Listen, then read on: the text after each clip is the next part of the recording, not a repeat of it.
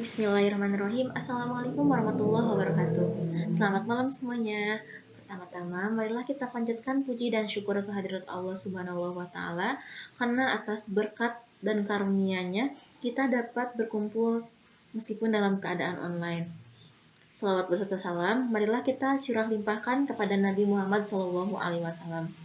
Yang terhormat Bapak Hermanto M.Com selaku dosen pengampu mata kuliah Sistem Paralel dan Terdistribusi beserta teman-teman yang saya banggakan. Saya sangat senang dapat menjadi moderator untuk sesi presentasi kita kali ini yang akan membahas topik yang sangat menarik yaitu file sistem terdistribusi. Sebelum lanjut ke pembahasan, saya akan memperkenalkan anggota kelompok saya, yaitu yang pertama ada Rustiani sebagai moderator, yaitu saya sendiri. Kemudian ada rekan-rekan yang akan membacakan materi. Yang pertama ada Yuni Lestari, kemudian Salma Della, kemudian Irma Nurmasari, dan yang terakhir ada Susanti. Berikut submateri yang akan kita bahas. Yang pertama ada pengertian file sistem terdistribusi. Yang kedua ada cara kerja DFS. Yang ketiga fitur-fitur pada DFS. Yang keempat kelebihan file sistem terdistribusi. Yang keenam ada perbedaan file sistem terdistribusi dengan penyimpanan objek. Dan yang terakhir ada contoh dan penerapan dari file sistem terdistribusi.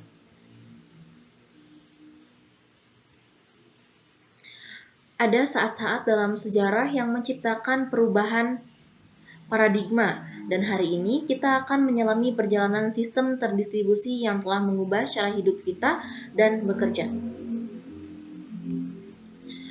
Langsung saja ke materi, yaitu pengertian DFS yang akan dibacakan oleh Irma Nurmasari.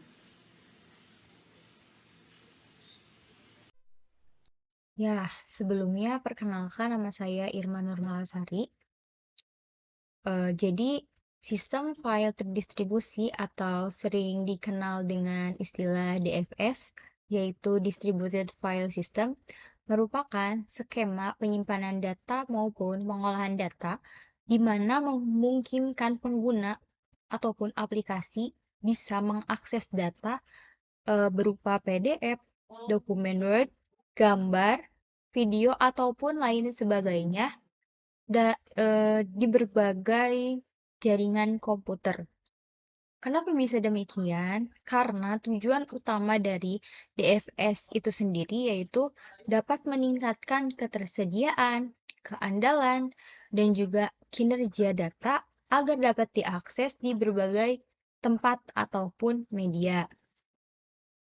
Nah, saat ini banyak sekali perusahaan-perusahaan yang sudah menggunakan DFS. Lalu, kenapa harus DFS yang dipakai? Karena DFS memiliki dua poin utama.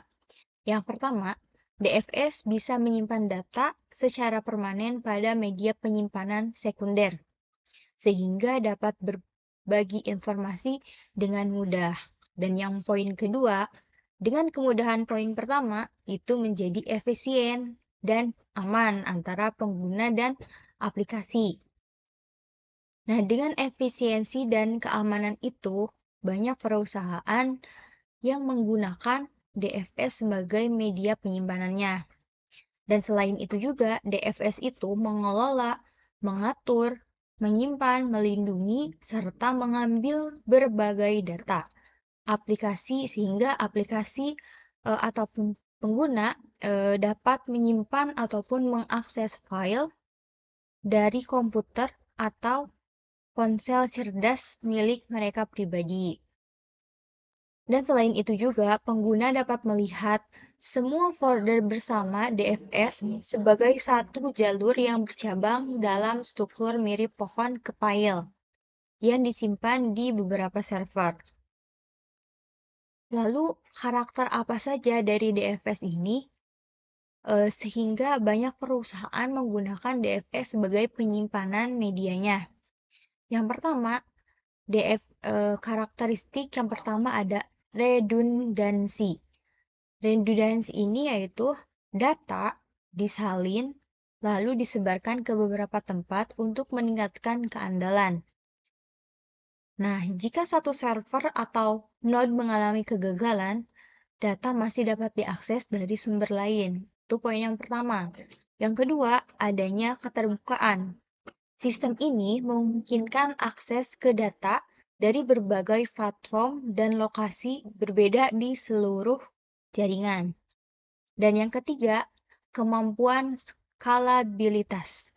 Sistem ini dapat dengan mudah diperbesar dengan menambahkan lebih banyak server atau node ke dalam jaringan, sehingga dapat menangani peningkatan-peningkatan kebutuhan penyimpanan ataupun kinerjanya. Yang ketiga, adanya manajemen data terdistribusi. File sistem terdistribusi ini menyediakan mekanisme untuk mengelola data yang terdistribusi, termasuk penyebaran, penyimpanan, dan juga pengambilan data. Dan yang terakhir ada performa. Dengan menyebarkan data di seluruh jaringan, file sistem distribusi dapat meningkatkan kinerja dengan memungkinkan akses ke data dari berbagai sumber. Wabarakatuh. Saya di sini akan menjelaskan sedikit tentang cara kerja DFS. Jadi dengan DFS, klien dengan server dihubungkan bersama untuk membuat satu sistem file paralel dengan sekelompok node penyimpanan. Sistem ini dikelompokkan dalam satu namespace dan kumpulan penyimpanan dan dapat memungkinkan akses data cepat melalui beberapa host atau server secara bersamaan. Datanya sendiri dapat berada di berbagai perangkat atau sistem penyimpanan, mulai dari hard disk drive hingga cloud public.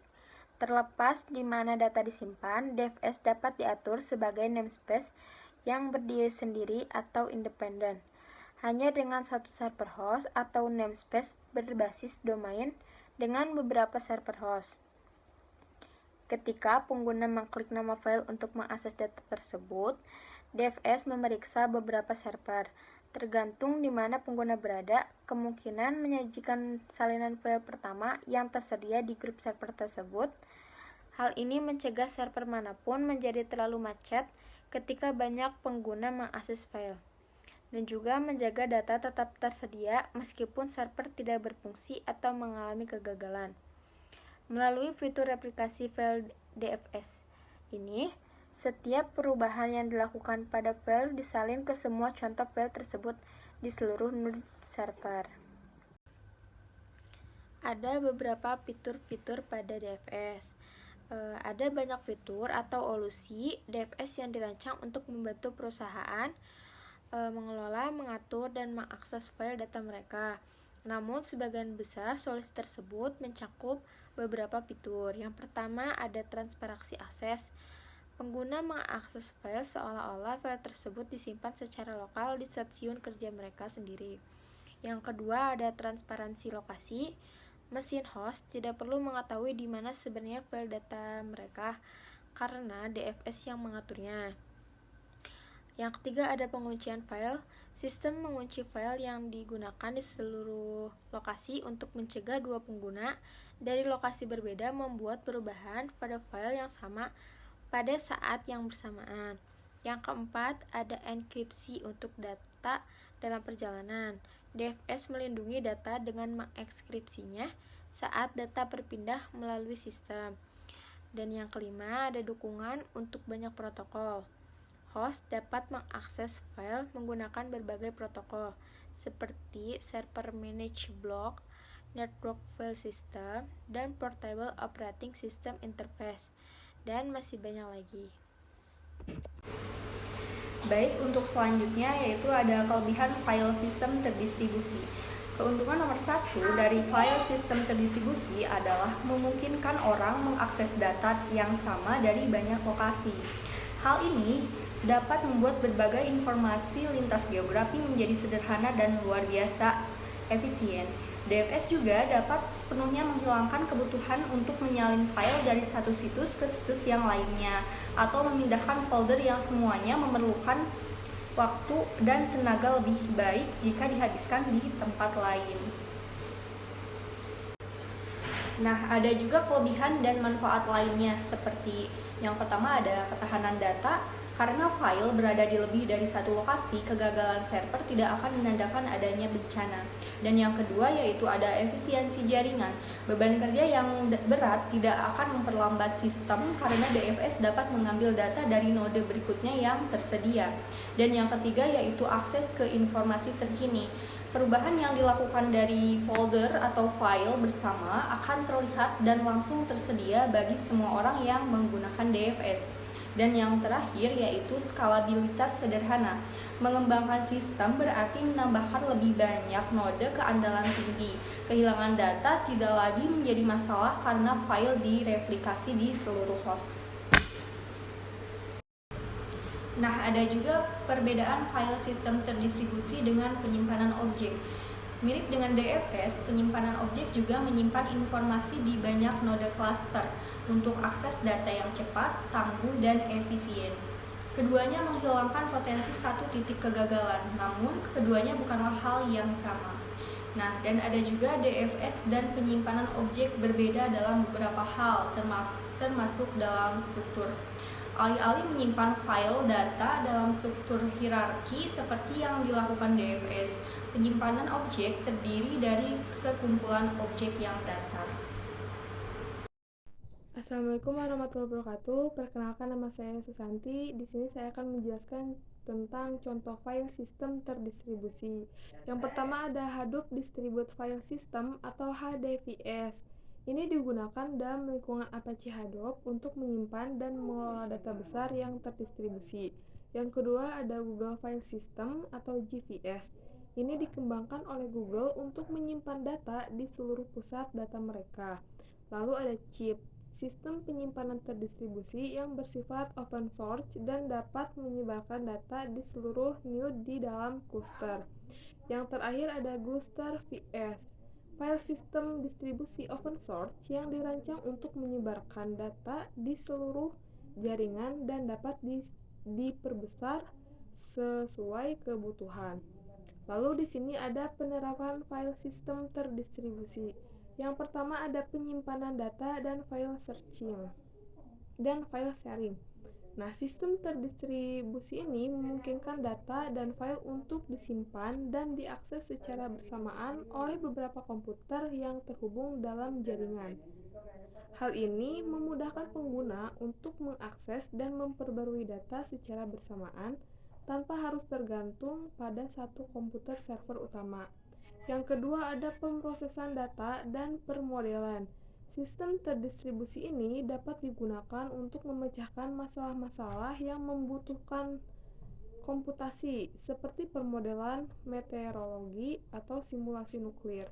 Dengan menggunakan banyak komputer yang terhubung dalam jaringan, sistem terdistribusi ini dapat mempercepat proses permodelan dengan membagi beban komputasi ke berbagai komputer. Lalu yang ketiga ada perbankan. Nah, sistem terdistribusi ini digunakan dalam perbankan untuk menyimpan dan mengakses data pelanggan seperti dana, rekening, dan transaksi. Hal ini memungkinkan bank untuk mengelola transaksi dan melacak dana pelanggan secara bersamaan dan efisien. Yang keempat ada pusat persediaan jaringan atau CDN. Nah, sistem terdistribusi ini digunakan dalam pusat persediaan jaringan untuk menyimpan dan mengakses file media seperti video, audio, dan gambar. Hal ini memungkinkan pengguna untuk mengakses konten secara bersamaan dan efisien, tanpa harus mengundang pengiriman file dari server ke pengguna.